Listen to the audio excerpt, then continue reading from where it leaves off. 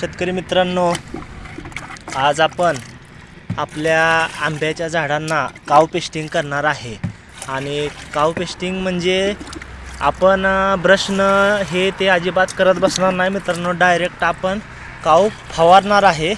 तर तुम्ही बघू शकता आपण सोल्युशन तयार केलेलं आहे आणि मी तुम्हाला आधी फवारून दाखवतो आणि मग ह्याच्यावरती सविस्तर व्हिडिओ मी माझ्या यूट्यूब चॅनलवरती अपलोड करीन मित्रांनो.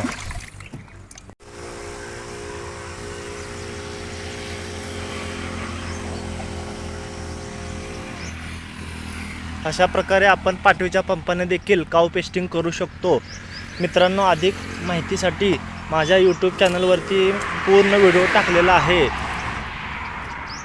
तुम्ही बघू शकता अत्यंत सुंदररित्या मित्रांनो पेस्टिंग झालेली दिसते आपल्याला.